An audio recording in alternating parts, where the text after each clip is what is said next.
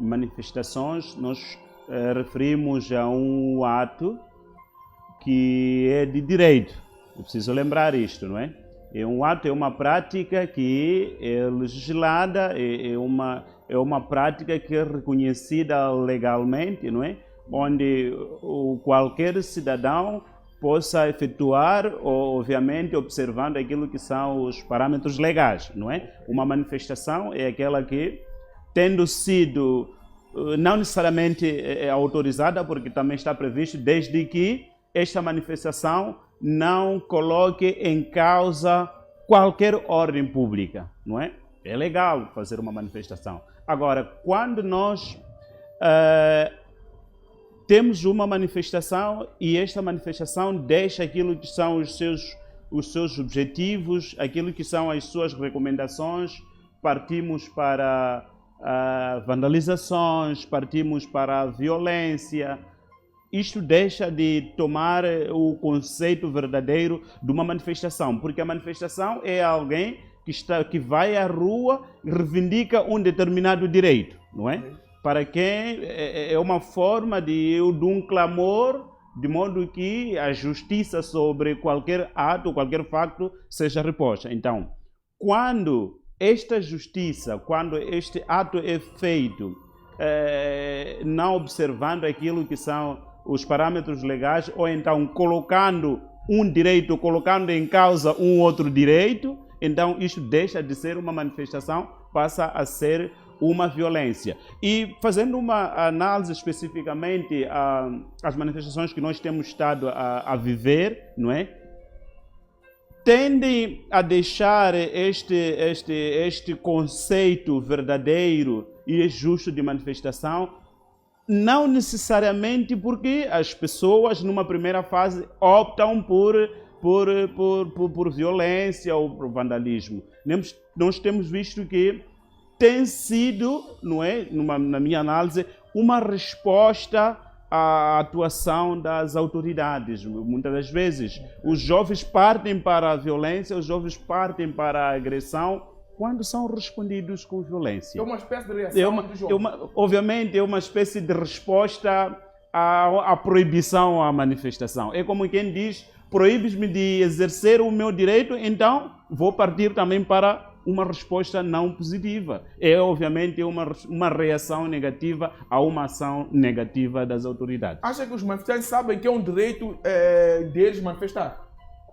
Olha que nos dias que correm, isto não deve ser novidade para ninguém, porque é uma lei que já é divulgada, as organizações da sociedade civil fazem o seu papel de todos os dias divulgar isto, informando as pessoas, o cidadão, que a manifestação é um direito constitucional. Então, eu tenho fé que os jovens estejam conscientes de que manifestar é um direito. Eu tenho certeza. E nesta ordem de ideia, está aqui a dizer se os jovens, um pacato cidadão que não tem nenhuma formação, se calhar acadêmica, nem todos, alguns que não têm, já tem este conhecimento que é de lei que possam manifestar. E temos aqui um agente, se calhar, a impedir que eles prossigam com essas manifestações. No seu ponto de vista, os agentes não têm um conhecimento, não sabem que as pessoas devem manifestar. O que leva esse agente a impedir que as pessoas exerçam os seus direitos? Olha, isto eu acho que não podemos aqui trazer como uma dúvida que o agente da lei ou ordem tenha conhecimento sobre a legalidade da manifestação. Eu tenho certeza, eu quero acreditar que tem esta consciência, sim senhora. Agora, como dizias aqui há pouco, que existem vezes em quando que são orientações superiores, chamam de ordem superior. Ordem superior. Se calhar é por esses termos que os agentes, a polícia, têm estado a agir em conformidade com as orientações e não necessariamente em conformidade com aquilo que é plasmado pela lei, que é deixar de modo que as pessoas se manifestem livremente, que as pessoas possam dizer o que lhes vem à alma, desde que não coloquem em causa qualquer outro direito, que é a liberdade das pessoas, e a privacidade e a circulação normal das pessoas. Nessa ordem de ideias, no seu ponto de vista, quem é que manda em Moçambique? Estamos aqui a dizer que temos uma lei. temos normas que todo moçambicano deve obedecer, deve segui-las. E estamos aqui a constar a ideia de existirem ordens superiores que visam potapear essas normas, essas leis plasmadas. A pergunta que eu colocaria aqui, quem é que manda em Moçambique? Quem dita as regras em Moçambique? Eu responderia... quem devia mandar, obviamente, é quem, por legalidade, por incumbência da Constituição, não é? A primeira pessoa que é o Presidente da República, depois tem os outros órgãos, temos a Procuradoria-Geral da República, não é? E temos os tribunais, depois temos os outros poderes como a Polícia da República de Moçambique, a Justiça. Então, são essas instituições que, por lei, é quem devem garantir a ordem e tranquilidade. Olha, não gosto muito de falar de mandar. Mandar é um conceito meio pesado. Eu prefiro que a gente chame de garantir a ordem, ou então garantir o cumprimento das normas. Porque quando a gente fala de mandar, parece-me mais o peso de alguém, a autoridade de alguém, mas é melhor que chamemos de quem garante o cumprimento das normas, quem garante o cumprimento das regras da justiça e da tranquilidade em Moçambique. Deveriam ser os órgãos de soberania. Deveriam ser os órgãos de soberania, digo, deveriam no momento em que estes órgãos não o fazem, não é? Okay. Como temos visto quando as manifestações tomam um rumo em que as próprias autoridades estão fora do controle, aí perde-se esta autoridade, não é, da justiça, que é de poder garantir esta tranquilidade, de poder guiar a liberdade dos cidadãos, de modo que esses possam exercer o seu direito de forma justa e tranquila. No seu ponto de vista, quais são as causas desta instabilidade registrada no nosso país? Olha, uma instabilidade por si, uma das causas é exatamente a questão de discrepâncias de opinião. Há esta diferença de opinião entre os atores políticos, neste caso, porque estamos a falar claramente que este ato é dos atores políticos, não é? Há uma diferença de opinião entre esses atores políticos e há uma necessidade de modo que possam reverse, porque, olha, nós somos cidadãos moçambicanos, nós temos que tomar como um objetivo principal o desenvolvimento do país. Um país harmonioso, um país em paz. Esta que deve ser a agenda. Quando as pessoas têm agendas divididas, então nós colocamos em causa aquilo que é a agenda comum, que é o desenvolvimento do país. Então, o que poderia estar a colocar em causa, ou então as motivações desta turbulência, são as agendas individuais. Deveria haver uma agenda comum. Eu acho que já é tempo dos políticos identificarem onde que está o elemento divisor para encontrar o elemento que lhes coloca em comum, que é poder resolver definitivamente aquilo que são as nossas diferenças e abraçarmos um Moçambique mais harmonioso. Essas diferenças são diferenças políticas, sociais? Não são políticas, são diferenças, eu acho, de interesses individuais. Como assim? O que seria interesse individual? Olha, interesse individual é quando um cidadão não prioriza aquilo que é a agenda do país. A agenda do país é aquilo: desenvolver a educação, desenvolver a saúde, desenvolver a infraestrutura, consegue perceber? Isto que é a agenda comum. Agora, seria uma agenda individual, por exemplo, se realmente o que motiva a estas discrepâncias entre os atores políticos sejam agendas de alguém, se calhar, estar na Assembleia da República e ganhar muito dinheiro. Isto sim, nós chamaríamos isto de... Concorreu para ser deputado, mas o fim último é estar lá e ter muito dinheiro. Esta agenda não tem que ser uma agenda de um povo. A agenda do povo é aquilo que identificar os nossos problemas. Estamos a dizer, eu volto a dizer, a saúde, a educação, infraestruturas. E desenvolvemos isto e não olhar necessariamente para o poder. Não necessariamente para o poder. Olha, eu posso contribuir para o meu país sem que eu esteja na Assembleia da República. Até porque as nossas leis, elas trazem essa abertura de modo que o cidadão possa participar ativamente. Não é? O ideal de um deputado, de um representante do povo, é exatamente ser um interlocutor entre as decisões que são tomadas na casa do povo e o que acontece na comunidade. O que muitas vezes não vemos isto. O nosso deputado é aquele que está lá simplesmente para tomar decisões que lhes apetece. As decisões aquelas que lhes dão vantagem e não aquilo que dá vantagem às massas, à população. Não é? Então, é preciso que, como um povo, como cidadãos moçambicanos, possamos tomar esta agenda comum, que é o desenvolvimento do país, e não nos focarmos na questão do poder individual. Acha que o povo detectou isso, tem a mesma percepção que alguns políticos? A sua agenda não é povo, é uma agenda individual, não é uma agenda comum?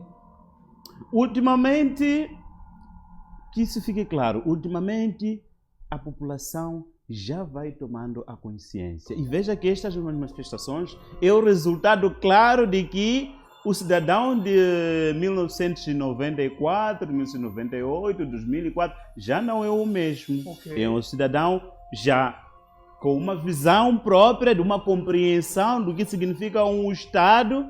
É um cidadão que já sabe qual é a responsabilidade, qual é o papel do Estado.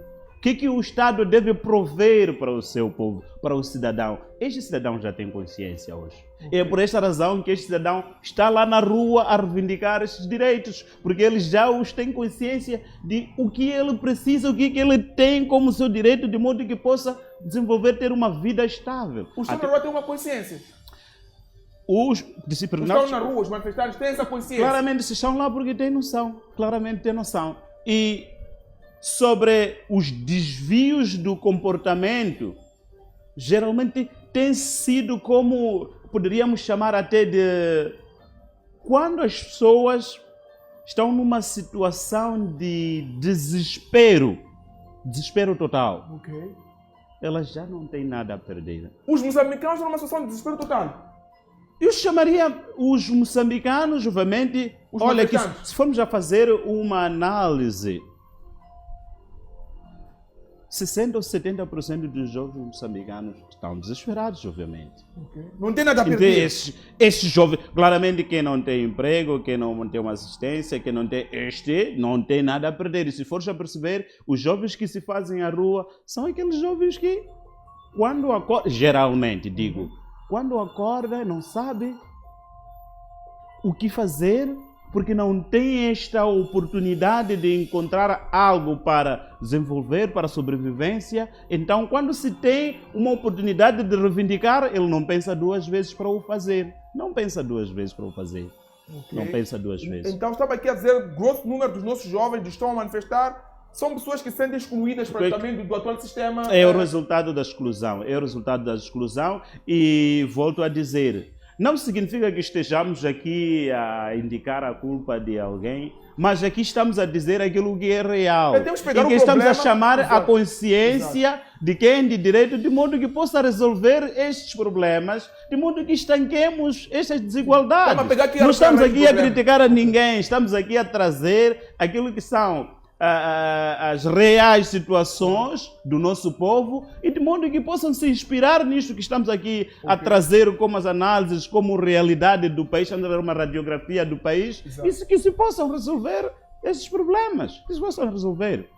Isto. Nesta ordem de ideias, tendo aqui alguns governantes ou políticos que pensam mais neles, eu até perguntaria, dizer, desde a geração 94 ganhou essa consciência. Essa consciência foi ganha através da academia, através da formação acadêmica, Ou é algo natural, ou é a vivência mesmo?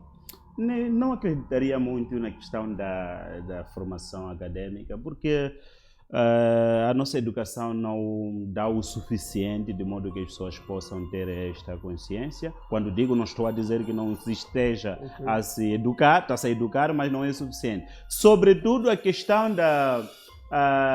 dos meios de comunicação social, a TV, com o advento da tecnologia, as redes sociais, isto já dá acesso ao jovem, aos cidadãos moçambicanos, de modo que estejam a par do que está a acontecer. Então, está aqui a dizer que não é taxativamente, não podemos aqui assumir que estão manifestando como pessoas formadas, que estão desempregadas e ganharam consciência de que é um direito deles manifestar. Então, podemos aqui assumir que há uma fusão de pessoas. Há pessoas formadas, assim como pessoas não formadas, mas todas as pessoas têm a mesma consciência. Acesso à informação. Agora, há facilidade de acesso à informação. Antigamente, isso não era fácil para todos, mas agora, pelo menos, uma boa parte dos jovens já tem acesso à informação. Eles tomam consciência por conta das informações que as poucas pessoas que estão formadas as passam nas redes sociais e os jovens consomem e tomam consciência. Como estancar este mal? Provavelmente em janeiro teremos um novo governo, novos atores políticos, nova composição da Assembleia da República. A questão que coloco aqui é como podemos estancar este mal. Este mal que estamos a registrar, que está a culminar com agitação, manifestação na via pública. Quais são as possíveis soluções aqui? A solução primordial para podermos definitivamente pararmos com as desigualdades é o Estado fazer o seu papel. O Estado fazer o seu papel. Qual é o papel do Estado? Prover serviços ao cidadão moçambicano, prover oportunidades para atenção, questão da oportunidade. Nós estamos aqui a falar de distribuir. Não é para distribuir. Os jovens não precisam ser distribuídos. Doações, não é isso. Doações não é disto. O que se quer aqui é a questão simplesmente de oportunidade. Olha, o jovem moçambicano é talentoso, todos nós sabemos isto. É trabalhador. É uma das definições que nós temos como povo. O povo trabalhador.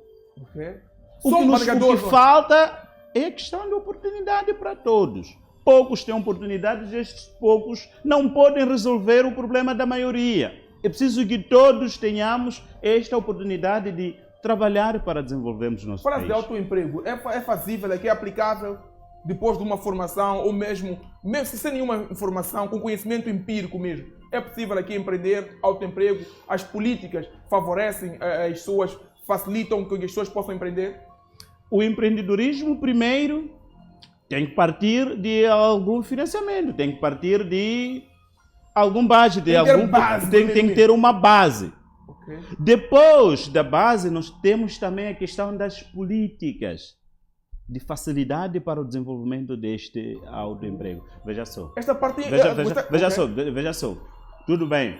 Tu vais falar de autoemprego, mas depois vais encontrar aqui a questão de políticas que não facilitam a este jovem para poder desenvolver o seu trabalho. Autoemprego, só uma questão de legalização para ter uma baraquinha, para além das documentações que são necessárias, terás que corromper o agente.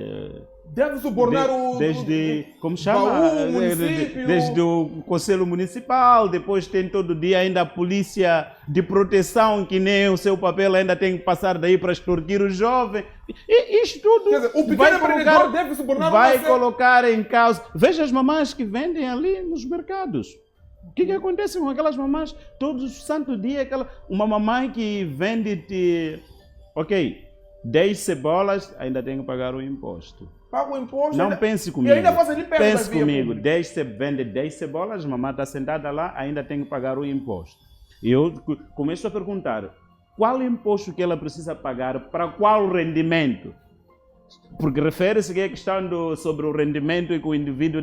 Qual rendimento de 10 cebolas? E se esta mamã não o faz, a polícia carrega a sua cebola. Temos visto, todos nós, isto não é novidade.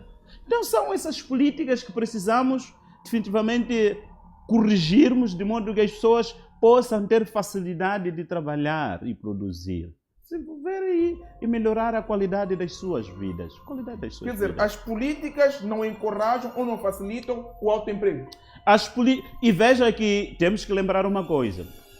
Do ponto de vista da legislação, as nossas leis elas não têm problema. A questão é a aplicabilidade dessas leis. Excelentes leis. Nós bem escrito ali, desde a nossa Constituição, outras leis adversas que vão surgindo da Constituição, que se espelham na Constituição da República. Nós temos excelentes leis, mas essas leis elas não são aplicadas. E se forem aplicadas de forma errada. Interpretações errôneas sobre essas leis, a tendência sempre de alguém sobrepor-se por cima das leis. E não tem como uma lei funcionar desse jeito. É por aí que eu perguntava, quem manda em Moçambique? Porque parece que as pessoas estão acima da própria Deveriam lei. ser as leis. Deveriam ser as leis que tivessem de limitar e conduzir as pessoas. Deveriam ser as leis que nos orientam. Mas estamos a dizer que as pessoas não obedecem à lei, há quem impõe as suas regras por cima das próprias leis. Obviamente. Este aqui é o nosso grande problema. O calcanhar de Aquiles que precisamos como uma nação de uma vez resolvermos este problema. A questão aquele conceito, lembro quando ainda era adolescente, o cabritismo que se implantou neste país definitivamente arruinou o nosso país. Come onde está amarrado. O cabritismo arruinou. E veja que o cabrito come até onde não tem nada. O cabrito come até onde não tem nada. E se o cabrito come até onde não tem nada, como é que o pasto depois vai desenvolver? O que vai chegar depois para dar como serviço ao cidadão ou para prover ao cidadão se o cabrito come tudo? Estava a dizer que quando diz aqui come até onde não tem nada, posso aqui buscar um exame que deu das mamanas que vendem aqui tomate. Qual é o rendimento? Tem que pagar taxa, tem que pagar uma taxa do mercado, da rua e ainda vem agente que quer extorquir. E se vais para casa, aquela mamã, diga-me, o valor mínimo para tu comprares, teres acesso à luz, tens noção disso, né? Ok. Não é o valor de 10 cebolas, só para teres acesso àquelas taxas, é IVA, e são dessas políticas que estamos a falar, é IVA, é corte de taxa de recolha de lixo, né? Então, quanto custa isso? Principalmente no início do mês. Quanto custa isso? Diga-me, quanto custa isso? É muito dinheiro que as pessoas não têm e não conseguem produzir. São estas facilidades de que aqui nos referimos. A questão do acesso à água. Não faz muito sentido. Veja só a nossa localização. Se eu vos levar agora a olharem para a nossa localização geográfica, veja que nós estamos até ao longo da água. Nós estamos mesmo sobre as águas. Estamos sobre as águas. Okay. Não faz sentido Somos banhados pelo estamos oceano. banhados pelo oceano. Não faz sentido que Moçambique tenha um problema de acesso à água. Eu acho que não faz sentido. Não faz sentido. Mas por que temos esse problema? As políticas? Tudo deságua nas políticas. As políticas não são executadas. Políticas governamentais. Tudo que se desenha não é levado a cabo. Mas é falta... E se é levado a cabo, sempre cai numa ineficiência. Pode ter um bom projeto. Pode desenhar bem, mas ao fim e ao cabo cai numa ineficiência. É preciso que pensemos como um povo, como cidadão, como um Estado, esse Estado somos todos nós, como um Estado, de modo que resolvamos estes problemas, para definitivamente não haver estes problemas de manifestações, problemas de paralisação, de violência. Olha, essas violências sobretudo os últimos 2, 3 dias das manifestações, os prejuízos foram enormes, meu caro. Os prejuízos foram enormes. Eu estava a ver, tomei-me conta que, afinal de contas, estamos a destruir realmente a nossa cidade. As estradas onde passaram os pneus, tudo aquilo já foi destruído. Já foi destruído. O que significa ninguém está a favor de uma manifestação violenta. Ninguém está a favor. E para que isto aconteça, é preciso que as pessoas tomem a consciência, revejam-se, revejam no futuro dos seus filhos, dos seus netos, porque não é só pensar sobre nós agora. É preciso que pensemos e façamos aquele exercício. Veja que os países como China planificaram o seu desenvolvimento a um prazo de 50 anos. O que a China está a viver hoje foi uma planificação numa média. E nós não. Nós pensamos de ganhar dinheiro hoje para gastar amanhã. Obviamente, todo o dinheiro que entra nos financiamentos, depois cai nas mãos de pessoas indevidas, de corrupção. O que se faz com esse dinheiro? Gastos indivíduos. Porque se estas pessoas realmente estivessem a fazer um investimento que é para o desenvolvimento do país, já estaríamos a viver o resultado deste... Devemos usufruir aqui o resultado. O resultado deste. Mas nesses 49 anos... Isto não está a acontecer. É preciso que redesenhemos, é preciso que repensemos sobre construir o nosso país. É preciso que repensemos, Para o nosso bem, claramente. Para o nosso bem.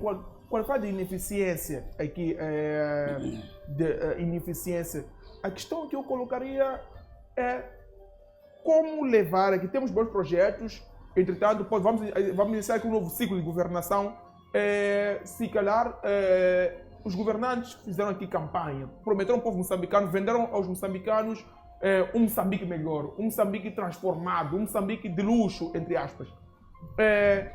Há possibilidade de toda esta falácia, todo aquele discurso político a quanto da campanha caia por terra. Há possibilidade de senhores que fizeram propaganda ou fizeram campanha dizermos que tinham interesse mesmo de dar Moçambique, que prometeram aos moçambicanos, entretanto, a quando desse percurso de 5 anos de governação, perderem o foco? É uma oportunidade. Eu penso que o governo que for eleito, eu digo o que for eleito porque ainda não temos resultados oficiais, ainda aguardamos pelo Conselho Constitucional, não é verdade? Então, o governo que for eleito tem esta oportunidade e é um desafio, sobretudo, este desafio de corrigir todos os erros que foram cometidos pelos ciclos passados da nossa governação. Nós conhecemos quais foram os nossos pontos fortes e fracos. Mas, sobretudo, temos que nos focar nos pontos fracos que, ao longo dos ciclos passados de governação... Aprender com o erro do Chissano, Guebuza, Presidente Nhusi... Sim. Até se podemos começar desde que tomamos a nossa independência e vermos sobre o que nós tomamos como decisões erradas e o que nós tomamos como decisões simples. Por exemplo, a questão... Foi um bom princípio quando pensamos na questão do multipartidarismo, a democratização. Foi um bom princípio, que é uma questão de participação de todos para o desenvolvimento, a opinião, a liberdade de opinião. Já foi um bom princípio. Estava num bom tamanho. Mas quando estes direitos, não é, começam a ser colocados em causa, é ali onde começam os verdadeiros problemas, porque quem toma a opinião, quem toma a decisão são poucos sobre a maioria. Como é que isso... Nós estamos aqui a dizer, é uma questão científica, a ciência política já responde isso. Por que há necessidade de existência de um parlamento? Aquelas pessoas estão lá, como dizíamos, são as pessoas, obviamente, tomam as decisões, mas são decisões que são reflexo da vontade da maioria. São representantes do povo aqui. Isto está a falhar, não está a acontecer. É o que estamos a dizer aqui. E atenção, não estamos a dizer que quem está a falhar é a Frelimo, quem está a falhar é a Renamo, quem está a falhar é a MDM. São todos que falaram, porque todos estavam na Assembleia da República. O grande era a Assembleia da República. Desde 1991 estavam lá na Assembleia da República e não chegamos a ver esta representatividade que o povo tem a se espelhar na vida do moçambicano. A priori na Assembleia da República tínhamos a Renamo e a Frelimo. Com a chegada do MDM, houve mudança? Não houve. Qual mudança? Olha, eu gosto de dizer, quando se tratasse de aprovar orçamentos chorudos dos deputados, alguém opôs-se a isto? Houve unanimidade de todos os deputados. Viste algum deputado ou da Renamo ou do MDM a votar contra aquelas viaturas de luxo? Viste algum deles a manifestar-se contra isso? Foram unânimes todos. Todos foram unânimes. É disto que estamos a dizer, que as pessoas devem deixar de olhar para a sua barriga e começar a pensar para o desenvolvimento do povo, o desenvolvimento de uma nação, que é para evitarmos questões de conflitos. Os conflitos só surgem quando as pessoas priorizam as suas agendas. E isto começa exatamente na Assembleia da República, onde são emanadas todas as leis, e essas leis, voltamos a dizer, devem refletir da vontade da maioria, a vontade popular. Este que é o ideal da democracia. Na Assembleia da República não se respeita a vontade da maioria? Não se respeita. E veja que até eu que estou consciente, eu que até faço estudos sobre isto, não me lembro alguma vez aqui da cidade, de vários pontos onde eu já estive, de diferentes bairros, Cambuquá, já estive em Cambuquá, já estive em Camfumo, agora estou do outro lado. Não me lembro ter se apresentado algum deputado no bairro ou então no quarteirão para ouvir, fazer uma escutação à população, para conhecer os reais problemas. Não sei se o teu caso, onde vives, conheces quem é o deputado que te representa. Não. Porque conheces o deputado que te representa. É sobre isto que devia acontecer. É sobre isto. E por que quando temos 45 dias de campanha, conseguimos furar todos os becos? Ok. Sim. Em 45 dias de campanha conseguimos... Visita até zonas recônditas. Até em lugares de intransitabilidade fazem questão de passar. Mas quando é para se trabalhar a mesma dinâmica, a mesma motivação, os nossos políticos não têm isto. Não têm. Não tem isto. É o que estamos a dizer aqui, que tem que ser corrigido. Olha, 5 anos, menos 45 dias. Quantos dias sobram? Estes dias não deveriam ser mais úteis para resolver realmente um problema. Em detrimento de 45 dias em que as pessoas, do Rovuma ao Maputo, do Beco do Zumbo ao Beco do Índio, as pessoas passam quando é para a campanha eleitoral. Okay. Isso é uma verdade, é isso que estamos a dizer. As pessoas devem passar também durante os 5 anos para resolver os problemas os quais o povo colocou. E veja, quando é o momento da campanha eleitoral, as pessoas colocam as suas preocupações, dizem sobre o que lhes apoquenta. Faz uma espécie de escutação, estão a dizer que os políticos têm noção do que apoquenta essa comunidade. Sim. Então, estamos aqui a dizer que muitos dos nossos convidados aqui dizem que a atual situação de estabilidade no nosso país tem a ver com a CNE.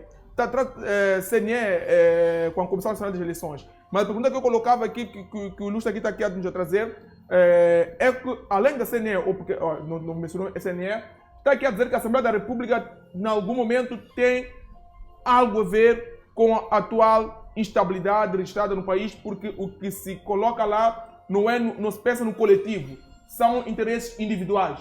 É isso? Olha, muito antes de partirmos para a questão da CNE, que é uma questão de gestão do processo eleitoral, não é verdade? Ok. O que está em causa aqui, veja que são problemas reais das pessoas. A reivindicação sobre os resultados eleitorais é pretexto dos problemas que não foram resolvidos. Assunto resultado. É pretexto dos problemas que não foram resolvidos. É só porque se estivesse tudo bem... Olha, não estamos a dizer que todos nós deveríamos estar no mesmo nível, mesma possibilidade de acesso aos bens materiais. Não. Mas é uma questão de facilitar de modo que as pessoas possam desenvolver. Isto não está a acontecer.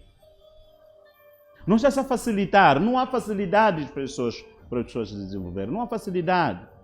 Então, dizia, muito antes de tocarmos sobre a questão do CNE, há um pretexto aqui, que é um pretexto das desigualdades. Primeiro temos desigualdades que apoquentam o povo moçambicano, que tiram a paz dos moçambicanos. Depois é que se alastra, Depois é que vem para a isso se política. alastra depois para questões de gestão das eleições. Então estamos a dizer que o problema é porque na Assembleia da República não se aprovam leis que vão de acordo com a lei. São os maiores culpados, né, claramente. São os nossos deputados, os presumíveis nossos representantes têm a maior culpa. Tem a maior culpa. Tem a maior culpa. Todos eles. Todos eles têm a maior culpa. É que se nós questionássemos aqui um deputado, diria que a culpa não é nossa como tal, o problema é a composição da Assembleia da República. Acho que faz sentido. Nós tentamos aprovar uma coisa, entretanto, porque existia a maioria de um outro partido, acabava abocanhando ou... Mas quando se trata de legalia deles, são unânimes. São unânimes. Por que há unanimidade nisto, quando se trata de suas legalias? Então, essa educação não cola. E tu percebes isso quando se aprova um bem que vai beneficiar a uma parte, aí já há desacordos. Mas quando é para beneficiar a todos eles, é por aclamação. É por aclamação. Ok. É por aclamação. Mas o MDM, a lei passa... São gêmeos, mas a lei passa por aclamação logo. É isso. Então é isso que estamos a chamar a atenção, que veja, para sobretudo a camada jovem. Acompanhei todas as listas dos partidos políticos, né, de jovens que concorreram para a Assembleia da República. Vi, há muita juventude lá, e é bom que esta juventude não perca foco. Está lá para representar, não perca foco. Porque eles estiveram cá deste lado e alegaram que tinham ideias inovadoras para poder trazer uma mudança. E é disto que nós estamos à espera, que esta juventude que vai para a Assembleia da República possa efetivamente nos representar no verdadeiro sentido. Essa juventude está em que partido? MDM, Frelimo, Renamo, Eu penso Podemos? um pouco todos os partidos. Todos os partidos fizeram todos os partidos com deficiência na Renamo, claramente. Como a Renamo sempre teve este problema. De inovar. Vimos Ivan Nizar, que é um jovem. Não, digo, sempre teve este problema. Se for já fazer, é uma cota, é uma percentagem muito ínfima da juventude. A Frelimo, e olha, é preciso que se deixe coisas positivas, né? A Frelimo sempre acautelou isto, a questão da representatividade da juventude, a questão do gênero, temos visto isso, né? E assim também que possa se replicar em... A questão que eu ia colocar sobre a Frelimo ia colocar essa juventude, estamos aqui a fazer menção. Estão nos primeiros, são as primeiras pessoas na lista, ou estão lá dos 50? Até fazem, alguns fazem entre as primeiras pessoas nas listas, eu acompanhei, sim. Alguns fazem entre as primeiras. Eu falo do Egídio, do Egídio Vaz, como chama? O Gil Aníbal, fazem embaixão, lá vi, os seus nomes estão entre terceiro, quarto e tal. Então isso já é, mas espero que estes jovens representem efetivamente a vontade da maioria. Porque estão lá para representar a juventude, mas é para fazer valer. Fazer valer significa buscar a opinião da juventude, a força da juventude, de modo que possam desenvolver um país harmonioso, sobretudo, e de paz. Podemos também ter lá jovens. Dizia? Podemos, a lista de Podemos também carrega lá jovens. A jovens. lista de Podemos, porque não conheço concretamente as pessoas, mas vi dos poucos que vi lá, estão lá alguns jovens representados também no Podemos, sim, estão lá, mas não conheço. Na sua maioria não conheço. Há aqui essa expectativa, se porventura aqui a Assembleia, o Conselho Constitucional aprovar aqui os resultados levados a cabo, levados pela Comissão Nacional de Eleições, acho que esta composição da Assembleia da República, os nossos deputados, grosso número são jovens, ou há um número significativo de jovens, eles poderão ter uma missão enorme de representar os moçambicanos, pensarem no seu todo, ao invés de serem mais individualistas. Este que é o ideal. Veja aqui, ainda não conseguimos claramente atingir a fatia ou então de 50%, ou poderia ser mais. Veja, eu estou partindo da lógica de que a juventude é a maioria. Fazia sentido que também estivesse lá A maioria. Ok. Não sei se consegue perceber Exato, a minha lógica. exato, exato. Se a juventude é a maioria, então fazia sentido que também a maioria fosse... Porque jovens. se é uma questão de representação dos que estão lá... Se também temos mais jovens, então sim, a lógica deveria. seria ter Agora, mais jovens também ainda, nessa- infelizmente, não consegui nada. Veja, se não estou errado, das listas que vi, parece que está lá um deputado de 80 anos, não? Enéas Comício. Não sei, não sei, esse por aí, né? Exato, Posso não por aí, ser. por aí. E veja, eu não sei, não estou aqui a dizer que não esteja lá, porque é uma questão de representação, né? Pode estar, mas eu não acho que poderia trazer grandes novidades, não é? Alguém com 80 anos é para estar a dar-nos conselhos em casa sobre aquilo que nós temos que... Eu acho. É uma biblioteca É viva. uma biblioteca. Esta gente serve, sim senhora, esta gente tem uma importância. Mas lá em casa com os netos, que os netos é que deveriam ser os deputados lá, para poderem ir aconselhá-lo e não estar lá. Não quero acreditar que alguém de 75 anos, 80 anos, possa correr para Mecanhelas, ir fazer uma escutação, correr para Anquabe, e para... Não quero acreditar. Com qual dinâmica? Com qual dinâmica? Então é isto que precisamos pensar. Estes estão lá e preciso que deixem os jovens. Tudo bem, já estão lá, a lei permite. Não é legal porque a lei permite. Então estão lá, mas é preciso que deem espaço à juventude para poder desenvolver. É preciso que deem espaço à juventude. De modo que claramente tem mais iniciativa, jovens formados e os outros com técnica, sabem fazer, inovar. Então é bom que se dê esse espaço aos jovens para poderem levar a cabo a esta missão de desenvolver o nosso país. E Luís Poneno, como é que olha para essas manifestações convocadas? Vimos a primeira, a segunda, a terceira, a quarta, a terceira e agora veremos a quarta fase que, segundo o convocador, terá o seu pontapé de saída amanhã.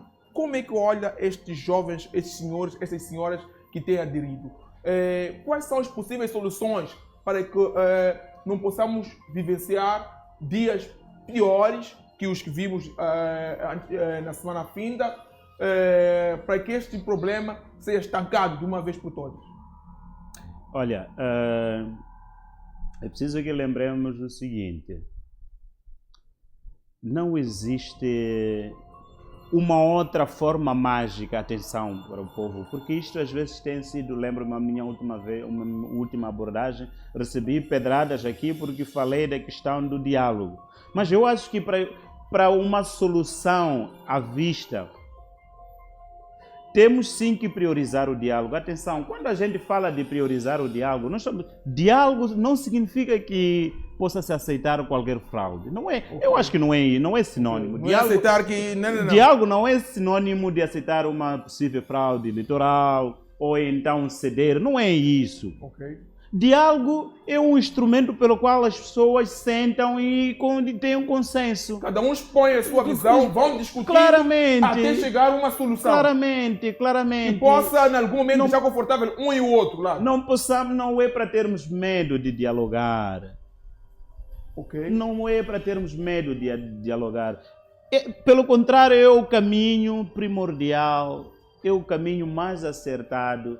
Os atores políticos, sim senhora, devem priorizar o diálogo. Veja, porque se a solução for para onde é que nós vamos? Tem alguma solução estar a brigar, a violentar-se todos os dias na rua, destruindo bens, claramente destruindo porque é reação, ou então outra reação, porque tem razão, o outro não tem razão. Isto não vai nos dar nenhuma solução.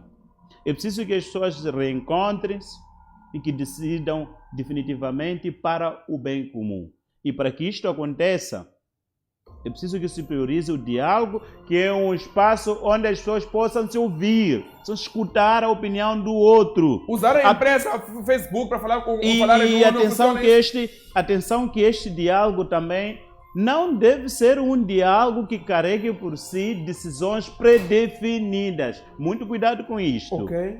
Quando se predispõe-se a um diálogo, nunca se deve... Olha, isso é uma questão estratégica, o que estamos aqui a falar. Não posso ser com ideias preconcebidas. É uma questão estratégica, reconhecida. quando se marca um diálogo, uma conversa, nunca carregues ideias preconcebidas, uma predecisão sobre o que deve ser. Ou seja, eu vou me encontrar contigo porque precisamos resolver algum certo problema. Eu chego e digo, só passa se aceitares. Já começou a impor. Esses condicionalismos são negativos para um diálogo. São os verdadeiros conceitos errados para um diálogo. Dizia o Eugene Habermas, um modernista sobre a questão da pacificação, um filósofo alemão, modernista sobre a pacificação, ele propõe a questão de diálogo, o elemento primordial, o saber ceder. É preciso saber ganhar e saber perder. Okay. As pessoas, quando avançam para o diálogo e não têm esta capacidade de saber ceder, não há diálogo. É uma imposição e é um conceito diferente do diálogo. E na imposição só vai gerar mais violência e mais violência. É preciso ter uma capacidade de escuta ativa. Eu não tenho como dialogar contigo se tu não me escutas. Escutar-me não significa concordar comigo. Significa respeitar a minha opinião e depois tomar uma contraposição e encontrar aquilo que Aristóteles chamaria de meio termo. E o meio termo é o que vai gerar a questão da justiça. Justiça é efetivamente isto, é encontrar um equilíbrio entre as partes. Veja que justiça é busca de equilíbrio. Não há justiça quando a balança está entre 50 e 80. Não há justiça. Justiça é 50-50. E é isto é o que se recomenda no diálogo. É o que se recomenda no diálogo. Para sairmos desta situação, é necessário que haja diálogo. Este diálogo deve ser atores políticos, deve ser o povo no geral, deve ser a sociedade civil, deve ser diálogo entre quem? Este diálogo, sim senhora, lembras-me aqui um facto importante, porque nós queremos resolver o problema de uma nação. Olha, a questão de desenvolvimento do país, o desenvolvimento de Moçambique, não é uma agenda da Renamo, não é uma agenda do MDM, não é uma agenda da Frelimo. É uma agenda do povo moçambicano. E se é uma agenda do povo moçambicano, é preciso que se busque os diferentes atores, diversos atores que possam participar nesta negociação. Eu chamo de negociação, nesta conversa, é melhor que chamemos da conversa. Até porque já vi ali alguns acadêmicos propõem uma questão chamam de, é preciso que o país converse. Propõem uma conferência nacional sobre pensar o Moçambique. Mas mais do que conferência, porque conferência sempre tivemos, né? Conferência sempre tivemos. É preciso que toquemos realmente nos problemas e resolvamos aquele problema.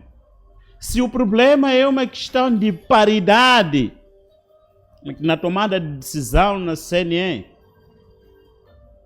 se a questão, volto a dizer, a questão é questão de paridade na tomada de decisão CNE, que resolvamos este problema.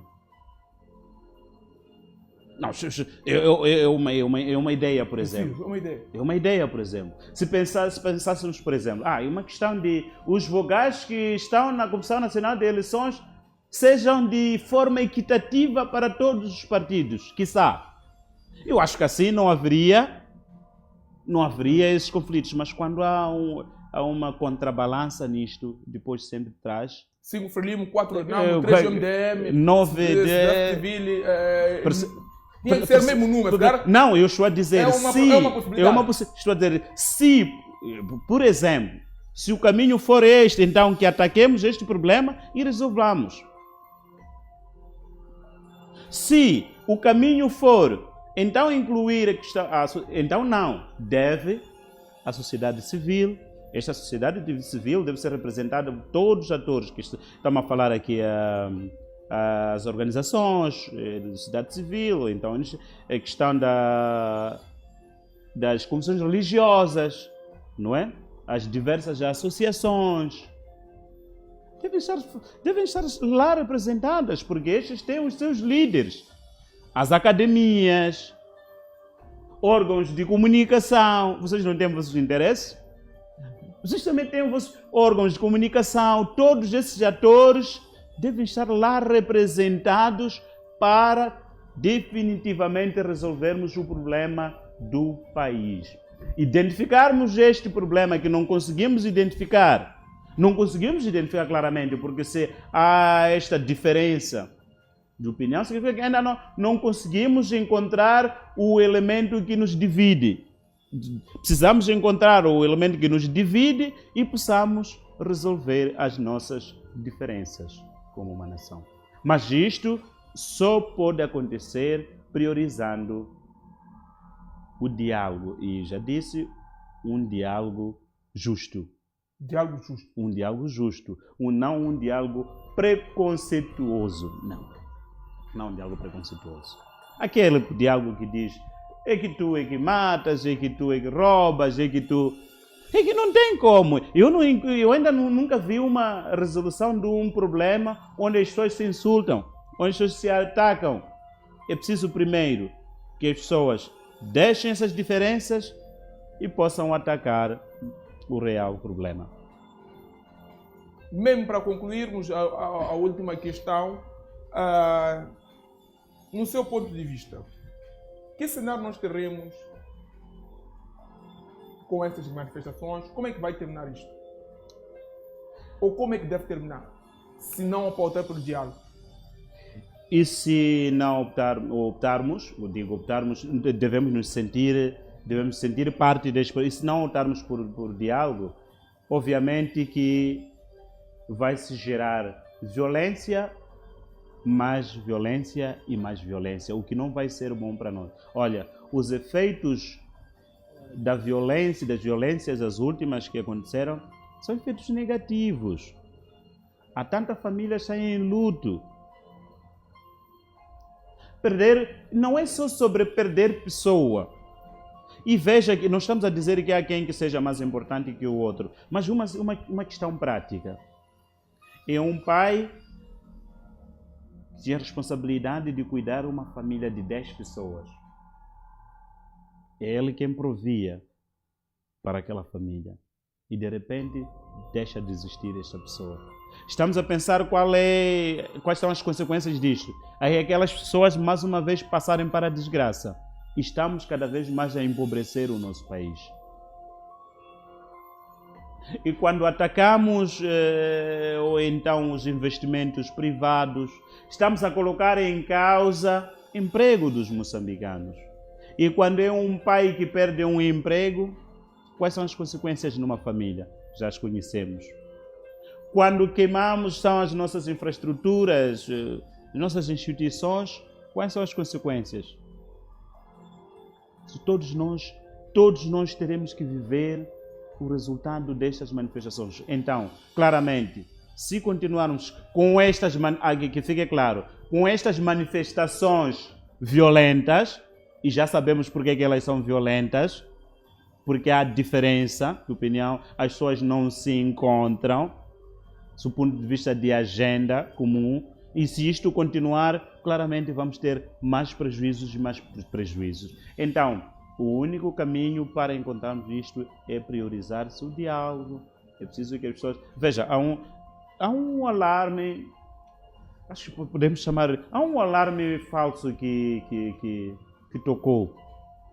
Quando vimos o apóstolo, o pai espiritual do Venâncio Mondlane, Lourenço Fol. O Lourenço, é isso. Lourenço Fol. Eu acho que foi um alarme falso, porque esperávamos que talvez fosse o início de uma interação entre o presidente da República e o candidato do Podemos. Esperávamos nós. E isso já era um bom sinal, porque se isto acontecesse, claramente teríamos os dias de paciência. As pessoas não poderiam estar em manifestações quando estivessem a dialogar. Então, já agora, incentivamos estas iniciativas que sejam vindas do sei que tenham vindo do Presidente da República, ou então da iniciativa do Venâncio Mondlane, ou então do pai espiritual do Reverendo Foley. Então nós encorajamos essas iniciativas, porque são iniciativas que trazem uma vantagem, a questão da pacificação. Então que apareçam mais atores, não é? Sejam atores políticos, sejam atores da sociedade civil, que tragam essas iniciativas de modo que possamos culminar com uma pacificação. Mas lembrando, esta tendência para dialogar tem que ser onde as pessoas vão lá simplesmente para buscar um consenso e não para impor alguma decisão. Considerações finais. Como considerações finais, gostaria de convidar a todos os moçambicanos que todos possamos ter a consciência de que se une um país, se constrói um país quando as pessoas também estão unidas, quando as pessoas estão em harmonia. E a harmonia é o resultado de uma comunicação efetiva. Uma comunicação efetiva é aquela onde nós conversamos e nos entendemos, cada um tem a sua opinião e se faz valer a opinião de todos, não é? Dialogando e trazendo elementos aglutinadores.